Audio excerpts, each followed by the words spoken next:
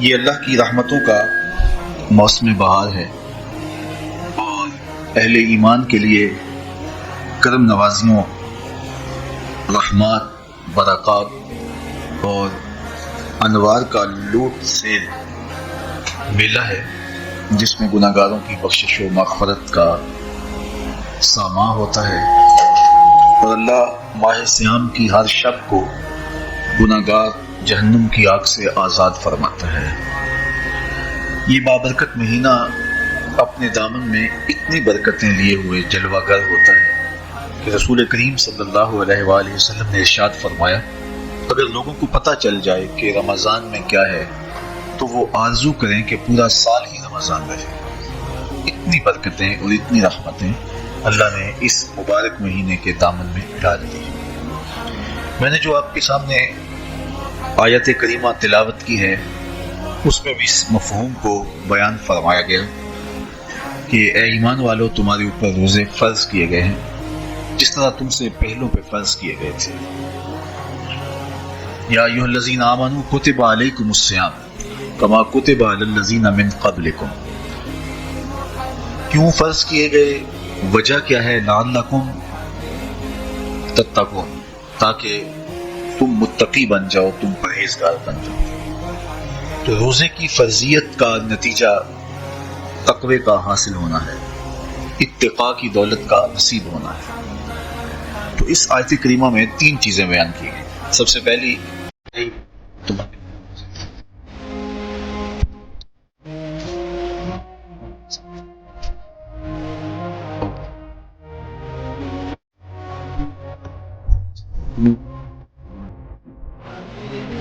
روزے کی فرضیت کا حکم دیا گیا، اور دوسرا یہ تسلی دی گئی کہ یہ بھوک اور پیاس کی شدت تمہیں ہی نہیں کاٹنا پڑے گی، تم سے قبل لوگ یہ عبادت کرتے رہے اور وہ اس مشکل عبادت سے تقوی کو حاصل کرتے رہے ہیں، اور تمہیں بھی ہم اس راستے سے تقوی نصیب کرنا چاہتے ہیں۔ علامہ حقی علیہ الرحمہ نے لکھا ہے کہ ملک طاغور الثالث، یہ حضرت آدم علیہ السلام کی اولاد سے تیسرا بادشاہ گزرا ہے، اس کے زمانے میں قحط پڑ گیا تھا، تو اس نے اپنی قوم کو یہ حکم دیا کہ ایک وقت کا کھانا کھا لیں اور ایک وقت کا کھانا بچائیں اور وہ قحط زدہ علاقوں میں بھیجیں۔ تو قوم نے اس حکم کو سر و چشم قبول کیا اور ایک وقت کا فاقہ کاٹ کے اپنے ان بھائیوں کے لیے وہ کھانا بھیجتے جو میں مبتلا تھے۔ وقت کی یہ ادا اللہ کو پسند آ گئی اور وقت کے نبی پر وحی کی گئی کہ تمہاری اس کی مدد کر دیتے ہیں۔ تو حضرت علیہ السلام کے بعد متصل ہی یہ عبادت فرض کی گئی، اور پھر جتنی بھی ملتیں، قومیں اور امتیں آئیں، ان میں روزے کی تحسین اور روزے کی تلقین کی گئی۔ پرانی جتنی بھی کتابیں ہیں، اناجیل ہیں، تورات ہے، اس میں روزہ داروں کی تعریف موجود ہے۔ اور حضور علیہ السلام جب اس دنیا پہ تشریف فرما ہوئے تو آقا کریم روزے کی فرضیت سے پہلے بھی روزے رکھتے تھے۔ ویسے روزہ سن 2 ہجری کو فرض ہوا ہے، شعبان المعظم کے مہینے میں، لیکن اس سے قبل بھی ایام 20 کے حضور روزے رکھتے تھے، اور اس کے علاوہ بھی مختلف ایام میں اللہ کے محبوب روزے رکھتے تھے۔ روزے کی فرضیت کے بعد حضور علیہ السلام کی زندگی میں کل 9 رمضان آئے ہیں، جس میں 7 29 کے تھے اور 2 30 کے تھے۔ یہ بات ذہن میں رکھیے گا کہ روزے 29 ہوں، ثواب پھر بھی 30 کا دیا جاتا ہے۔ تو زیادہ تر جو رمضان المبارک کے مہینے ہوتے ہیں وہ 29 کے ہوتے ہیں، 30 کے کم ہوتے ہیں۔ حضور کی زندگی میں 9 میں سے 7 جو ہیں وہ 29 کے ہوئے ہیں اور 2 30 کے ہوئے ہیں، تو ثواب پورے 30 کا ہی ہے۔ بعض لوگوں کو زیادہ ہی مسئلہ ہوتا ہے، 29 ہو جائیں تو یہ اللہ کا کرم ہے کہ روزہ رکھنا بھی نہیں پڑا اور 30 کا ثواب بھی مل گیا، لیکن وہ شور مچا دیتے ہیں کہ یہ روزہ کھا گئے ہیں۔ میرا نہیں خیال کہ کسی کو اپنے ذمے اتنی بڑی امت کا بوجھ لینے کی پریشانی ہو اور وہ خام خواہ ایک روزے کے لیے پوری امت کا بوجھ اپنے کندھوں پہ ڈال لے۔ تو 29 روزے ہوں یا 30 ہوں، اللہ ثواب پورے 30 کا ہی عطا کرتا ہے۔ روزہ اللہ تعالیٰ جل شانہ کی رضا اور اس کی محبت کے حصول کا ذریعہ ہے، اور اس کا عملی نتیجہ جو اس آیت کریمہ میں بیان کیا گیا وہ تقوی ہے، لعلکم تتقون۔ روزہ اس لیے فرض کیا گیا کہ تمہیں تقوی نصیب ہو جائے، اتقاء کی دولت نصیب۔ اب سوال یہ ہے، کیا تقوی بھوک اور پیاس سے حاصل ہوتا ہے؟ پیاس کاٹنے سے، بھوک کاٹنے سے کیا تقوی نصیب ہو جاتا ہے؟ صبح سے لے کر شام تک روزہ رکھنے کی تلقین کی گئی۔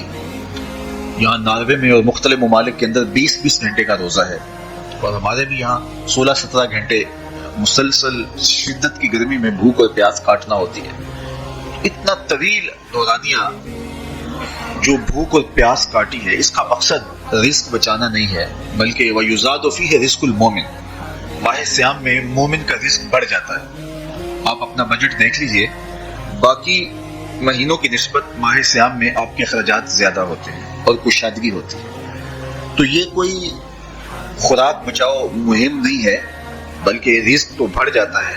لیکن اس کے باوجود 20 گھنٹے، 17 18 گھنٹے پیاس اور بھوک کاٹنا، اس کا کوئی مقصد ہے تو وہ مقصد قرآن نے بیان کیا کہ اس کے نتیجے میں تمہیں اتقاء کی دولت ملے گی، تمہیں تقوی کا نور نصیب ہوگا۔ سوال یہ کھڑا ہوا، کیا بھوک اور پیاس کاٹنے سے تقوی مل جاتا ہے؟ تو اس کو سمجھنے کے لیے ایک مختصر تمہید سمجھنا ہوگی، اور وہ یہ کہ ہمارے دو دشمن ہیں جو ہمیں جادہ مستقیم سے ہٹانے کے لیے دن رات کوشاں ہیں، ایک شیطان اور دوسرا نفس۔ یہ دو دشمن ہیں جو ہماری متاع عمل، ہمارا خلوص، ہماری للہیت، ہمارا باطن لوٹنے کے لیے ہر وقت مستعد اور فعال رہتے ہیں۔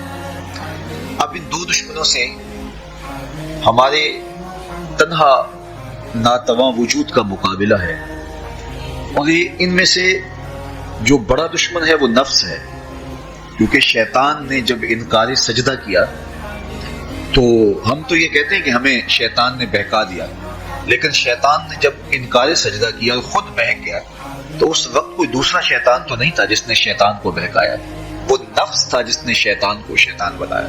اس نے اندر سے کہا انا خیر منہ، میں بہتر ہوں۔ تو یہ انانیت جو تھی، انا خیر منہ، اس نے اس کو بہکایا۔ تو شیطان کو شیطان بنانے والا نفس ہے، تو نفس شیطان سے بھی بڑا دشمن ہے۔ ایک بزرگ تھے، وہ ساری زندگی اپنی زبان پہ انا کا لفظ نہیں آنے دیتے تھے۔ اس مفہوم کو بیان کرنا ہوتا تو وہ الفاظ دیگر بیان کرتے، میں کا لفظ، انا کا لفظ، وہ اپنی زبان پہ ساری زندگی انہوں نے جاری ہی نہیں ہونے دیا۔ کہتے تھے اس لفظ نے شیطان کا بیڑا غرق کر دیا، تو میں یہ لفظ زبان پہ آنے نہیں دوں۔ اچھا، بندے بھی بڑے عجیب ہوتے ہیں، کسی نے کہا لو ان کی زبان پہ یہ لفظ آتا کیوں نہیں، میں جاتا ہوں اور ان کی زبان پہ یہ لفظ آئے ہی آئے۔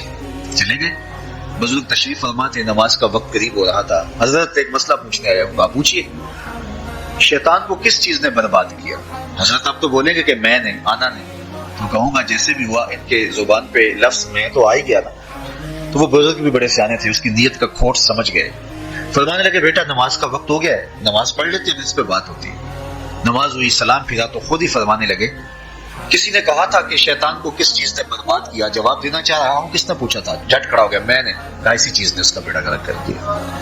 تو جو نفس تھا وہ شیطان کو شیطان بنانے والا ہے، تو ہمارے ساتھ نفس بھی لگا ہوا ہے، ہمارے پیچھے شیطان بھی لگا ہوا ہے۔ شیطان بھی بڑا مکار دشمن ہے، چھوٹا دشمن یہ بھی نہیں ہے، کہ ہماری متاع عزیز کو، متاع ایمان کو، متاع عمل کو، متاع خلوص کو لوٹنے کے لیے دن رات مستعد اور فعال رہتا ہے۔ اللہ کے محبوب نے فرمایا الشیطان جاسم علی قلب ابن آدم فاذا ذکر اللہ خانس واذا غفل وسوس۔ شیطان اولاد آدم کے دل پہ قبضہ جما کے بیٹھ جاتا ہے، جب یہ اللہ کا ذکر کرتا ہے تو بھاگ جاتا ہے، اور جب یہ اللہ کے ذکر سے غافل ہوتا ہے تو یہ وسوسہ اندازی کرتا ہے۔ تو شیطان اولاد آدم کے دل پہ قبضہ جما، تو اسے پتا ہے کہ دل قابو میں آ گیا تو پورا بدن قابو میں آ گیا، کیونکہ میرے اعضائے بدنیاں میرے دل کے تابع ہیں۔ موسم اچھا ہے، رت سہانی ہے، صحن چمن میں پھول کھلے ہیں، لیکن میرا دل نہیں چاہ رہا تو ٹانگیں جنبش ہی نہیں کریں گی، منظم غذائیں سامنے پڑی ہیں اور آپ کا تقاضا ہے کہ جناب لے لیجئے، لیکن میرا جی نہیں چاہے گا تو ہاتھ جنبش نہیں کریں گے۔ آسمان ستاروں اور کہکشاؤں سے بھرا ہوا ہے، جی نہیں چاہے گا تو نظر نہیں اٹھے گی، آپ سماعتیں بچھائے بیٹھے تھے، جی نہیں چاہے گا، زبان نہیں بولے گی، تو پورے آزاد دل کے تابع ہیں، اور اگر دل شیطان کے تابع ہو گیا، اس کے ہتھے چڑھ گیا، تو پھر اعضاء وہی کریں گے جو شیطان چاہے گا۔ اور اگر یہ دل مالک کی محبت سے سرشار ہوگا تو پھر دل جو چاہے گا وہی اعضاء کریں گے، تو دل اللہ کی نافرمانی کی چاہت ہی پیدا نہیں ہونے دے گا، تو اعضاء بدنیہ کا رخ بھی اللہ کی رضا کے حصول کے لیے ہوگا۔ تو شیطان بھی قبضہ دل پہ جماتا ہے اور دل کو قابو میں کر کے حضرت انسان کا بیڑا غرق کرتا ہے۔ اللہ تعالیٰ کا کرم یہ ہوا، اذا جاء رمضان سلسلۃ الشیاطین، اللہ کے محبوب علیہ السلام ارشاد فرماتے ہیں جب ماہ صیام آتا ہے تو شیاطین جکڑ دیے جاتے ہیں، جنت کے دروازے کھول دیے جاتے ہیں، جہنم کے دروازے بند کر دیے جاتے ہیں۔ اب ہمارے دو دشمن تھے، ایک نفس اور دوسرا شیطان، دونوں کے مقابلے میں ناتواں اور کمزور جان کو مقابلے میں آنا پڑتا تھا، لیکن جب ماہ سیام آیا، یہ ماہ انور آیا، تو ہمارے دو دشمنوں میں سے ایک دشمن باندھ دیا گیا۔ اب ہمارا مقابلہ صرف ایک دشمن سے رہ گیا۔ دیکھیے، ماہ رمضان آتا ہے تو مسجدوں کے در کشادہ ہو جاتے ہیں، لوگوں کا رجحان دین کی طرف ہوتا ہے، جو 5 نمازیں بھی نہیں پڑھتے ہوتے ان کو تراویح میں بھی کھڑا ہوتا دیکھتے ہیں، اہتمام ہوتا ہے، نیکی کا، صدقہ و خیرات کا ماحول پیدا ہوتا ہے۔ ایسا کیوں ہے کہ شیطان بن گیا؟ لیکن اس کے باوجود نظر بھٹک رہی ہے، خیالوں میں آوارگی ہے اور رشوت کا بازار گرم ہے، کیوں کہ ابھی نفس موجود ہے۔ تو نیکی کا جو ماحول پیدا ہوا یہ شیطان کے بن جانے کی وجہ سے، اور برائی کا ماحول اب بھی موجود ہے یہ نفس کے موجود ہونے کی وجہ سے۔ تو ہمارے دو دشمن ہیں جو ہمیں جادہ مستقیم سے ہٹاتے ہیں، ایک شیطان اور دوسرا نفس۔ اب جب ماہ سیام آیا تو شیطان باندھ دیا گیا، اب ہمارا مقابلہ صرف نفس ہے، اور یہ نفس شیطان سے بھی بڑا دشمن ہے۔ شیطان کو شیطان بنانے والا نفس، اور وہ ہمارے ساتھ جڑا ہوا ہے۔ ماہ سیام میں شیطان تو بند گیا لیکن نفس نہیں بنا۔ اب ہمیں اپنے نفس کو کمزور کر کے اور اپنی فتح حاصل کرنی ہے اور تقوی کی منزل کو پانا ہے۔ اب شیطان تو اللہ نے باندھ دیا، اب نفس کو کیسے باندھیں؟ تو آئیے، نفس کی بندش کیسے ہوگی یہ کسی ایکسپرٹ سے پوچھیں گے کہ یہ کیسے اس کو باندھیں گے، اس کو کیسے قابو میں کریں گے۔ تو کسی ایسے شخص سے پوچھیں جو اس شعبے کا ماہر ہو۔ تو علامہ اقبال کے مرشد ملا جلال الدین رومی علیہ رحمہ کہتے آؤ تمہیں میں ایک معالج کا پتہ دیتا ہوں جو تمہیں اس بیماری کا علاج بتائے گا اور اس کی بندش کے طریقے بتائے گا۔ شیخ رومی علیہ رحمہ فرماتے ہیں ہفت شہر عشق را اتار گشت ماں ہنوز اندر خم یک کوچام۔ عشق کے 7 شہر شیخ فرید الدین اتار گھوم چکے ہیں، اور میرے جیسا شخص عشق کے پہلے شہر کی پہلی گلی کے کونے پہ کھڑا ہے۔ اب اندازہ کیے کہ جن کا پتہ حضرت ملا جلال الدین رومی دے رہے ہیں وہ کس بلند مرتبے پہ فائز المرام ہے۔ فرمایا کہ وہ عشق کے 7 شہر گھوم چکے ہیں اور میں پہلے شہر کی پہلی گلی کی نکڑ پہ کھڑا ہوں۔ اب شیخ فرید الدین علیہ رحمہ سے پوچھ رہے ہیں کہ شیطان تو بند گیا، اب نفس کا وبال ہمارے اوپر پڑ رہا ہے اور ہم اس کے باوجود ماہ سیام کے اندر گناہوں میں منہمک ہیں، تو ہمیں بتایا جائے کہ اس نفس کا علاج کیسے کیا جائے۔ ہمیں آپ کا پتہ بتایا گیا ہے۔ تو شیخ فرید الدین اتار بولے نفس نتواں کشت اللہ باسی چیز باتو گوئم یادگیرش اے عزیز۔ نفس نہیں مرتا، لیکن اگر 3 اسلحے تیرے پاس ہوں تو یہ ٹھہر بھی نہیں سکتا۔ وہ 3 اسلحے کون سے ہیں؟ خنجر خاموشی و شمشیر جو، نیزائے تنہائی و ترک ہجوم۔ خاموشی کا خنجر، بھوک کی تلوار اور تنہائی کا نیزہ۔ یہ 3 اسلحے ایسے ہیں اگر تو یہ لے کر کے نفس پہ ٹوٹ پڑے تو پھر نفس کا مقابلہ تیرے لیے آسان ہوگا۔ خنجر خاموشی، خاموشی کا خنجر۔ اللہ کے محبوب علیہ السلام نے فرمایا من صامت نجا، جو خاموش ہو گیا وہ نجات پا گیا، کیونکہ انسان کی زندگی کی زیادہ آفتیں اس کی زبان کی وجہ سے۔ آپ اپنے گناہوں کا اور میں اپنے گناہوں کا اگر احتساب کروں تو ہمیں سب سے زیادہ گناہ زبان کے ملیں گے۔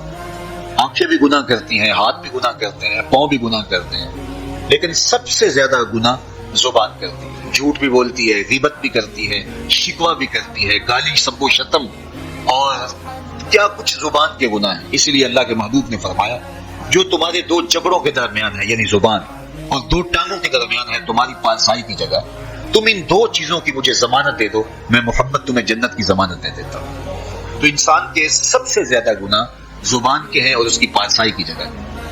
تو اس لیے میرے حضور نے فرمایا من صامت نجا، جو خاموش ہو گیا وہ نجات پا گیا۔ خنجر خاموشی، خاموشی کا خنجر نفس کشی کا ایک مؤثر ذریعہ ہے۔ اور دوسری بات بشمشیر جو اور بھوک کی تلوار. تو بھوک سے نفس کا مقابلہ کیا جا سکتا ہے, بھوک کی تلوار سے نفس کا سر کاٹا جا سکتا ہے. اللہ کے محبوب کا فرمان سنیے, یا معاشر الشباب من استطاع منکم الباء فلیتزوج فإنه اغض للبصر واحسن للفرج فمن لم يستطع فعليه بالصوم فإنه له وجاء.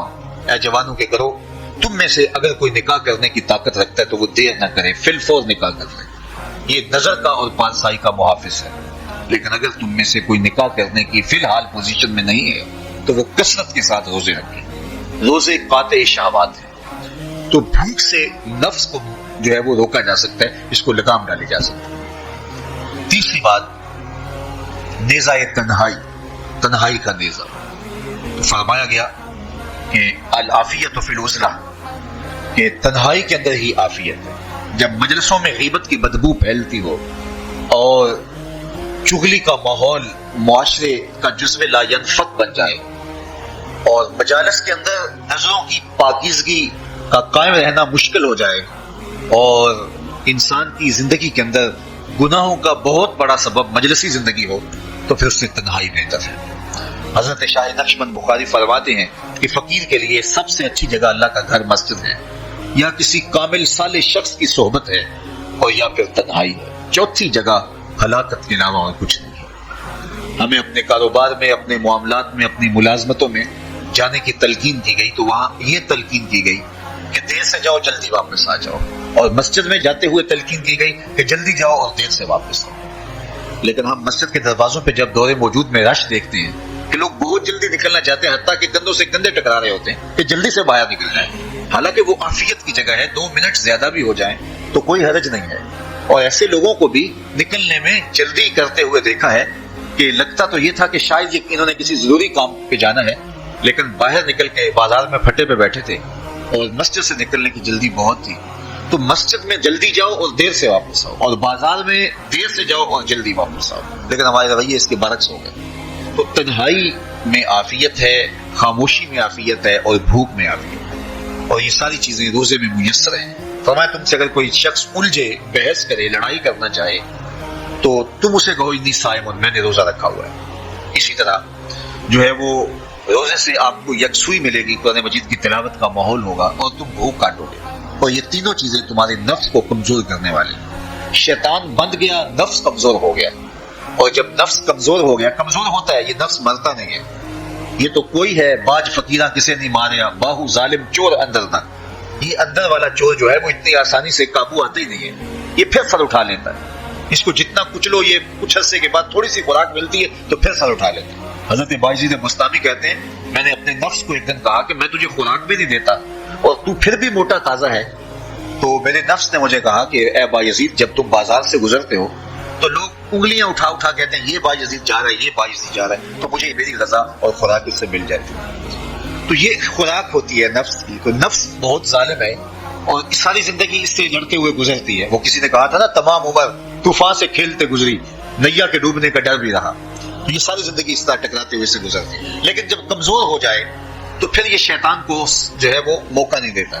لیکن اگر ماہ سیام میں ہمارا کمزور نہ ہوا, صرف ہم نے بھوک کی کاٹی اور باقی اپنے معمولات وہی رکھے, تو میرے حضور نے فرمایا جس نے جھوٹ اور برے کام نہیں چھوڑے اور جھوٹے کام ترک نہیں کیے, اس کے بھوکا اور پیاسا رہنے کی اللہ کو کوئی ضرورت نہیں ہے. روزہ تو ایک مشق تھی, یہ تو باطن کی تطہیر کا ایک ذریعہ تھا, یہ تو من کی تہذیب کا ایک ذریعہ تھا, یہ تو نفس کی شر سے اپنے آپ کو بچانے اور شیطان کے مکر و فریب سے بچانے کا ایک ذریعہ تھا. دیکھیے شیطان بچ جاتا ہے ماہ سیام میں, حدیث واضح ہے, لیکن نفس موجود رہتا ہے. اگر نفس کمزور ہو گیا تو شیطان چھٹ کے بھی کچھ نہیں کرے گا, کیونکہ شیطان باہر کا دشمن ہے, نفس اندر کا دشمن ہے. جب تک اندر والا دشمن ساتھ نہیں دیتا, باہر والا دشمن کچھ نہیں کر سکتا. ہمارے دیہاتوں میں چوری ہو جائے تو بوڑھے بزرگ سر جوڑ کے بیٹھ جاتے ہیں کہ چور کہاں سے آیا, کیسے آیا. تو ایک نقطے پہ سارے متفق ہوتے ہیں کہ اندر کا کوئی بھیتی ضرور موجود ہے. اگر اندر کا کوئی بھیتی موجود نہیں ہے تو چور باہر سے آ کے حملہ آور ہو ہی نہیں سکتا ہے. تو شیطان باہر کا چور ہے, نفس اندر کا بھیتی ہے, اور اگر یہ اندر والا باہر والے کا ساتھ نہ دے تو شیطان انسان پر حملہ آور ہو ہی نہیں سکتا. اس لیے اس کو قابو کر لیں, اس کو رام کر لیں, تاکہ شیطان چھٹنے کے باوجود بھی جو ہے وہ ہمارے اوپر حملہ آور نہ ہو سکے. ورنہ وہ تو پیچ و تاب کھا رہے ہیں, کہ یہ جو تم نمازیں پڑھتے ہو، سروں پہ ٹوپیاں تم نے پہنی ہیں اور بڑے شریف بن کے مسجد میں جا رہے ہو، ذرا چھٹ لو عید کے دن جو ہے وہ تمہارا سارا کیا ذرا برباد نہ کیا تو مجھے شیطان نہ کہنا. تو وہ سب کچھ برباد کر دیتا ہے اگر ہمارے نفس کی تہذیب نہیں ہوتی. تو یہ اللہ نے ایک ہمیں موقع دیا ہے، پورا ایک مہینہ ہے، ایک ورکشاپ ہے باطن کی تطہیر کے لیے اور ایک اندر کی پاکیزگی کے لیے ہمیں ایک موقع فراہم کیا گیا ہے اور اس سے ہم بھرپور فائدہ حاصل کریں. قرآن مجید کی کثرت کے ساتھ تلاوت، صلاۃ التراویح میں شمولیت اور خاموشی کا اختیار کرنا اور جو ہے وہ اللہ کی ذکر فکر کی طرف متوجہ رہنا اور بھوک کاٹنا، اس کا عملی نتیجہ یہ ہوگا کہ اتقاء کی دولت نصیب ہوگی. دیکھیے ماہ صیام میں ہمیں ان کاموں سے بھی روک دیا گیا جو کہ کام جائز تھے، کھانا پینا اور جو ہے وہ اپنی مذکورہ سے جنسی تعلق، یہ تو وہ امور تھے کہ جو جائز تھے، مشروع تھے، لیکن اوقات روزہ میں ان جائز کاموں سے بھی ہمیں روک دیا گیا. اس فلسفے کو ہمیں سمجھنا ہوگا کہ جو کام شریعت میں جائز تھے، مشروع تھے، روزہ ان سے بھی رک جانے کا نام ہے. اور جو چیزیں شریعت میں جائز ہی نہیں ہے، جھوٹ بولنا ہے، غیبت کرنا ہے، بد نگاہی ہے اور دیگر برے اعمال ہیں، تو یہ چیزیں تو روزہ نہ بھی ہو پھر بھی ناجائز ہیں. تو جو چیزیں جائز تھی روزے میں ان سے بھی منع کر دیا گیا، اور جو چیزیں ناجائز ہیں تو اگر کوئی شخص ان چیزوں سے نہیں رکتا تو پھر اس نے روزہ کیا رکھا. ایک بندہ بھوک کاٹتا ہے لیکن جھوٹ بولتا ہے، ایک بندہ پیاس کاٹتا ہے لیکن غیبت کرتا ہے، ایک بندہ صبح سے شام تک نہ کچھ کھاتا ہے نہ کچھ پیتا ہے لیکن رشوت لیتا ہے. پھر مجھے بتائیے اس نے روزہ کیا رکھا؟ روزہ تو ایک مشق تھی کہ جو چیزیں جائز تھی ان سے بھی منع کر دیا گیا، ان سے بھی روک دیا گیا، اور جو ناجائز تھی وہ تو پہلے ہی ناجائز تھی، روزے کے بغیر بھی ناجائز تھی. تو اس لیے روزہ ایک مشق ہے. ہمارے سامنے مرغن غذا موجود ہے، ہمارے پاس سامنے ٹھنڈا مشروب موجود ہے، اور ہمیں مشق کرنے کی تلقین کی گئی کہ تمہیں بھوک ہے، شدت کی پیاس ہے، لیکن صبر کر کے دکھاؤ تم نہیں لوگے، یہ تمہاری مشق ہے. تو پھر جو حرام ہوگا، اللہ کی طرف سے ممنوع ہوگا، تو اس کو تم کس طرح لوگے جب تمہاری یہ مشق ہو چکی. لیکن ہم اس مشق کے اندر ہی جب ان سے نہیں رکیں گے تو پھر ہمارا روزہ ہی نہیں ہوگا، پھر بھوک اور پیاس کاٹنے کے علاوہ کچھ نہیں ہوگا. بہت سارے روزہ دار ایسے ہیں جن کا روزہ سوائے بھوک اور پیاس کاٹنے کی کچھ نہیں. اس لیے جن چیزوں سے اللہ نے منع کیا ہے ان سے تو رکنا ہی رکنا ہے. جو چیزیں مشروع ہیں ان سے وقتی طور پہ روکا گیا تو ان سے بھی روک کر کے روزے کی تکمیل کی جائے. اچھا، روزے میں ایک اور چیز ہے کہ ہمارے صوفیاء مراقبہ کر کے ایک دولت پاتے ہیں، اور وہ کیا کہ اللہ دیکھ رہا ہے. وہ مراقبے میں بیٹھ جاتے ہیں اور اس تصور میں ڈوب جاتے ہیں کہ میرا اللہ مجھے دیکھ رہا ہے، اور یہ یقین اپنے اندر اتارتے رہتے ہیں. اس کا نتیجہ یہ ہوتا ہے کہ پھر گناہ کرنا مشکل ہو جاتا ہے. یہ تصور جب بندے کے ساتھ جڑ جاتا ہے کہ میرا اللہ مجھے دیکھ رہا ہے. ماہ صیام میں یہ دولت اللہ بانٹ دیتا ہے. جو مراقبے سے صوفیاء حاصل کرتے ہیں، اللہ تعالیٰ اس دولت کو اہل ایمان پہ چھڑک دیتا ہے.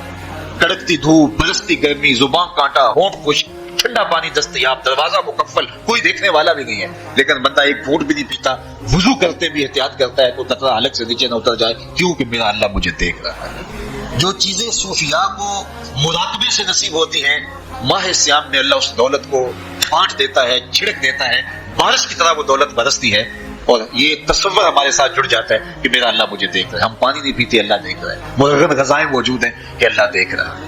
تو میں یہ پوچھتا ہوں کہ ہم کھانا نہیں کھاتے کہ اللہ دیکھ رہا ہے، ہم پانی نہیں پیتے کہ اللہ دیکھ رہا ہے، لیکن جب رشوت لے رہے ہوتے ہیں اللہ اس وقت نہیں دیکھتا؟ جب نظر بھٹک رہی ہوتی ہے اللہ اس وقت نہیں دیکھتا؟ جب خیال بہک رہا ہوتا ہے اللہ اس وقت نہیں دیکھتا؟ جب سوچوں میں آوارگی آتی ہے اللہ اس وقت نہیں دیکھتا؟ تو یہ صرف وہ کھانے اور پینے کو ہی دیکھ رہا ہے، باقی امور زندگی کو نہیں دیکھ رہا. اور وہ کیا صرف رمضان میں دیکھتا ہے، غیر رمضان میں نہیں دیکھتا؟ تو یہ جو نور اترا تھا ماہ صیام میں، اس کو اپنے اندر اگر جذب کر لیا جائے تو زندگی سنور جاتی ہے. جو مراقبوں سے حاصل ہوتا تھا ماہ صیام میں، وہ میل کی طرح برسا، اور ہم اس کے اپنے اندر سمو لیں، جذب کر لیں، تو نتیجہ یہ ہوگا کہ ہماری زندگی نور میں لانور ہو جائے گی. اور یہ تصور جب انسان کی زندگی میں جم جائے تو یہ گناہوں سے روکنے کا مؤثر ذریعہ ہے کہ میرا اللہ مجھے دیکھ رہا ہے. مجھے بتائیے اس سے بڑا ہیجان انگیز بھی کوئی منظر ہو سکتا ہے کہ حسن کی پتلی ہے اور جو ہے وہ اس کی ایک ایک ادا اور عشوے سے قیامتیں پھوٹتی ہیں، اور وہ خود جناب یوسف کے سامنے اپنے حسن کو پیش کر رہی ہے. 7 دروازے بھی مکفل ہیں، بت کے اوپر بھی کپڑا ڈال لیا، اور زلیخا حضرت یوسف کو خود کہہ رہی ہے تعالیٰ یوسف اب تو آ جاؤ نا، ذرا آنکھ اٹھا کے میرے جلوے دیکھو. لیکن جناب یوسف کیا بولتے ہیں؟ قال معاذ اللہ، میں اللہ کی پناہ میں آتا ہوں. بات 7 دروازے بند کر کے لوگوں کی نظروں سے چھپ گئی اور موٹا کھیس ڈال کے اپنے زوم میں اپنے اس جھوٹے خدا سے بھی شرم کرتی ہے اور اس سے چھپ گئی، میں اس خدا سے حیا کیوں نہ کروں جو ساتویں کوٹری میں بھی دیکھ رہا ہے۔ پھر اتنی روشنیاں برسی، اتنا یقین برسا کہ گناہ کیا، گناہ کا تصور بھی محال ہو گیا۔ تو مجھے بتائیے کتنا ہیجان انگیز منظر تھا جب حسن قدموں میں بچھنے کے لیے خود بےتاب تھا، اور حضرت یوسف جوان رانا ہے، جوانی اور شباب پورے پاکپن پہ ہے، اور ادھر حسن مچل مچل کے قدموں میں بچھ رہا ہے، لیکن یہ جذبہ کہ میرا اللہ مجھے دیکھ رہا ہے ایسی رکاوٹ بنتا ہے، کالا معاذ اللہ، کہا میں اللہ کی پناہ میں آتا ہوں۔ تو یہ یقین جب بندے کے ساتھ جڑ جاتا ہے کہ میرا اللہ مجھے دیکھ رہا ہے، تو پھر انسان کے لیے گناہ سے بچنا کوئی مشکل نہیں ہوتا۔ گھر میں فاتح ہو، مشکل میں بندہ پھنسا ہو اور اس کو رشوت مل رہی ہو تو پھر اپنا ہاتھ روکنا بڑا مشکل ہوتا ہے، بلکتے بچوں کا خیال آتا ہے۔ لیکن جب یہ خیال ہو کہ میرا رب میرا رازق ہے اور میری سمل کو دیکھ رہا ہے، تو پھر بندہ اس کو پرے کا کی حیثیت بھی نہیں دیتا، اور جب وہ پاؤں کی ٹھوکر کبھی نہ رکھے تو پھر اللہ فرماتا ہے وَيَرْزُقُهُ مِنْ حَيْثُ لَا يَحْتَسِبُ، تو یہ کر کے دیکھ میں تجھے وہاں سے رزق دوں گا جہاں سے تجھے گمان بھی نہیں ہوگا۔ تو اپنے یقین کو کھڑا کر کے دیکھ، میرے اوپر اعتماد کر کے دیکھ۔ میرے حضور نے فرمایا اللہ پر توکل کرنے کا جو حق ہے اگر تم ادا کرو، وہ تمہیں ایسے رزق دے جیسے پرندوں کو عطا کرتا ہے۔ صبح گھر سے نکلتے ہیں خالی پیٹ ہوتے ہیں، ہمیں تو پتہ ہے دفتر میں جانا ہے، ہمیں تو پتہ ہے دکان پہ جانا ہے، ہمیں تو پتہ ہے فیکٹری میں جانا ہے، ہمیں تو پتہ ہے کہ ہم نے فلاں جگہ جا کے دہاڑی لگانی، لیکن ان کا کوئی کاروبار نہیں ہوتا، کوئی فیکٹری نہیں ہوتی۔ جدھر جی آیا صبح جو ہے وہ اڑان بھر دیں، بند توکل، پنچھی اڑ دے، خرچ نہ پلے زیرہ ہو، نہ کوئی راس ہے نہ کوئی کاروبار ہے، لیکن کبھی ایسا نہ ہوا کہ شام کو خالی پیٹ آئے ہوں۔ تو کہا اگر تم اللہ پہ توکل کر لو، وہ بھی تمہیں ایسے رزق دے جیسے پرندوں کو رزق عطا کرتا ہے۔ پرندوں میں سے ایک پرندہ ہے ہنس، یہ سچے موتی کھاتا ہے، اور آپ پنساری کے پاس موتی لینے جائیں تو ہزاروں روپے تولے کے ماشے کے حساب سے آپ لیں تو پھر بھی آپ سوچتے ہیں کہ پتہ نہیں یہ خالص دیے یا نہیں دیے۔ وہ اتنے نایاب اور کامیاب ہیں کہ آپ ماشوں اور تولوں میں خریدتے ہیں تو پھر بھی آپ کو شک رہتا ہے کہ یہ خالص ہے یا کہ نہیں۔ اور ہنس کھاتا ہی وہ ہے، اور دنیا پر ایک نہیں لاکھوں کروڑوں ہنس ہیں، اور روزانہ صبح شام کھاتے ہیں اور پیٹ بھر کے کھاتے ہیں، اور اللہ انہیں روز عطا بھی کرتا ہے۔ تو یہ مالک وہ ہے، رازق ہے۔ جب اس پہ توکل اور اس پہ یقین پیدا ہو جاتا ہے تو پھر مشکل نہیں رہتا، پھر آسانی پیدا ہو جاتی ہے۔ تو روزوں میں اللہ تعالیٰ یہ یقین دیتا ہے کہ وہ مجھے دیکھ رہا ہے، بندہ یہ تیقن پیدا کر لیتا ہے کہ میرا اللہ مجھے دیکھ رہا ہے۔ بعض کا چھوٹے بچے روزہ رکھ لیتے ہیں تو مائیں بے چین ہو جاتی ہیں، جب دوپہر کے وقت پھول جیسے بچے کملا جاتے ہیں تو مائیں انہیں بند کمرے میں کوئی کھانا یا کوئی ٹافی یا کوئی اور چیز یا چاکلیٹ دیتی ہیں کہ بیٹے یہ کھا لو، تو وہ بچے نہیں کھا رہے ہوتے تو مائیں کہتی ہیں پتر کھا لو، کوئی نہیں دیکھ رہا، تو وہ بچے بھی کہتے ہیں اللہ دیکھ رہا ہے۔ تو وہ جو صوفیاء کو مراقبوں سے ملتا ہے وہ ایک بچے کو بھی نصیب ہو رہا ہے کہ میرا اللہ مجھے دیکھ رہا ہے۔ یہاں ایک اور بھی تسلی ہے، ہم ہزار گناہ گار صحیح، ہم ہزار سیاہ کار صحیح، لیکن ہمارا رب پہ کتنا یقین ہے رمضان میں پتہ چلتا ہے کہ اس ذات پہ ہمارا کتنا تیقن ہے، کتنا یقین ہے، جس کو دیکھا نہیں، چھوا نہیں، بات نہیں ہوئی، جو تصور خیال کی حدود سے بنا ہے، اتنا یقین ہے کہ ہم پانی نہیں لیتے، کھانا نہیں لیتے کہ میرا اللہ مجھے دیکھ رہا ہے۔ کاش کہ اس کو ہم اپنی پوری زندگی میں پھیلا لیں، اور اس کو زندگی میں جب ہم طاری کر لیں گے تو پھر گناہ کرنا محال اور ناممکن ہو جائے گا، اور زندگی نور و نالا نور ہو جائے گی، اور یہی تقوی کا حصول ہے۔ فرمایا اے ایمان والو، تمہارے اوپر روزے فرض کر دیے گئے جس طرح تم سے پہلوں پہ فرض کیے گئے تھے، لعلکم تتقون، تاکہ تم متقی بن جاؤ، تاکہ تم پرہیزگار بن جاؤ۔ حضرت سلمان فارسی رضی اللہ تعالیٰ عنہ سے مروی ہے کہ جب شعبان کی 29 تاریخ ہوتی تو اللہ کے محبوب ہمیں خطبہ ارشاد فرماتے، اس میں رمضان المبارک کے فضائل بیان کرتے اور کہتے ہیں تمہارے پاس ایک شہر عظیم، عزت اور عظمت والا مہینہ آ رہا ہے، جس کا ہر دن باقی سال کے دنوں سے افضل ہے، جس کی ہر رات باقی سال کی راتوں سے افضل ہے، اور اس میں ایک رات ایسی ہے لیلۃ القدر جو 1000 مہینے سے بہتر ہے۔ تو یہ اللہ تعالیٰ کی رحمتوں کا روپ ہے، رحمتوں کے دروازے کھول دیے جاتے ہیں، اور روزہ دار کا روزہ بالخصوص عصر کے وقت، شام کے وقت، پچھلے پہر، روزہ دار کے خالی معدے سے جو ایک بو اٹھتی ہے، مہک اٹھتی ہے، اللہ کو کستوری سے بھی زیادہ محبوب ہوتی ہے۔ اللہ اکبر۔ اور فرمایا للصائم فرحتان، فرحۃ عند فطرہ و فرحۃ عند لقاء ربہ، روزہ دار کے لیے 2 خوشیاں ہیں۔ ایک خوشی اسے تب ملتی ہے جب وہ روزہ کھولتا ہے سارے دن کی بھوک اور پیاس کاٹ کے، جب شام کو ٹھنڈا اور میٹھا مشروب اسے ملتا ہے، اور وہ مشروب اپنے جو ہے وہ منہ میں ڈالتا ہے، وہ معدے کی طرف اترتا ہے، تو اس کی زبان بولے نہ بولے، اس کا ایک ایک انگ اللہ کی تسبیح بول رہا ہوتا ہے اور اللہ کا شکر ادا کر رہا ہوتا ہے۔ اس وقت اسے ایک عجیب فرحت ہوتی ہے کہ اتنا طویل لمبا روزہ تھا، شکر ہے کہ میرا روزہ تکمیل کو پہنچا، ایک روحانی مسرت، پھر روزہ کھلنے کے وقت اس کو بدنی مسرت، تو ایک فرمایا اس کو فرحت تب ملتی ہے جب وہ روزہ کھولتا ہے۔ وفرحۃ عند لقاء ربہ، اور دوسری فرحت اسے تب ملے گی جب روزے کے سلے میں اللہ اپنے رخ سے پردہ ہٹا دے گا اور اللہ اپنا دیدار عطا فرمائے گا۔ تو یہ روزے دار کے لیے خوشیاں ہیں۔ خوش نصیب ہیں وہ لوگ جو ماہ سیام کے روزے پورے خوشبو و خضوع کے ساتھ رکھتے ہیں اور اس کی برکتوں سے مالا مال ہوتے ہیں۔ ورنہ بعض لوگ میں نے ایسے بھی دیکھے ہیں وہ چھوٹی چھوٹی بیماریوں کا بہانہ بنا کے روزہ ترک کر دیتے ہیں اور انہیں حوصلہ ہی نہیں پڑتا روزہ رکھنے کا، چونکہ الصوم نصف الصبر، روزہ آدھا صبر ہے۔ میں سمجھتا ہوں، میں شوگر کا مریض ہوں اور 4 سے 5 گھنٹے اگر مجھے کچھ کھانے کو نہ ملے تو میری طبیعت میں ایسا اضطراب اور بے چینی پیدا ہو جاتی ہے کہ میں گھر والوں سے الجھنے کی کیفیت میں بھی آ جاتا ہوں۔ لیکن ماہ سیام میں 20 گھنٹے بھی کاٹ لیتا ہوں، لیکن میری طبیعت پہ کوئی بوجھ اس لیے نہیں ہوتا کہ میں اللہ کی رضا کو اپنے ذہن کے ایک ایک گوشے میں رکھے ہوئے ہوتا ہوں۔ تو یہ آدھا صبر ہے، یہ صبر سکھاتا ہے۔ اور پھر روزے سے جب ہم بھوک کاٹتے ہیں تو غربا، مساکین، وہ لوگ جو بیچارے بھوک اور پیاس کاٹ کے زندگی گزارتے ہیں، ان کا بھی ہمیں خیال آتا ہے کہ ہمیں تو اپنے اختیار سے چند لمحوں کے لیے بھوک کاٹنی پڑی تو اس کی کلفت اور اس کی اذیت اتنی ہے، تو جو شخص مجبوری کی وجہ سے کاٹتے ہیں اور ان کے بلکتے بچے ان کے سامنے ہوتے ہیں تو پھر ان کا عالم کیا ہوگا۔ تو اس سے پھر صدقہ اور خیرات کا ماحول پیدا ہوتا ہے اور ہم غربا کو اپنے ساتھ خوشیوں میں شریک کرتے ہیں۔ اللہ تعالیٰ جل شانہ ہمیں ماہ سیام کے روزے، صلاۃ التراویح، دیگر صالح اعمال کی توفیق دے۔ وآخر دعوانا ان الحمد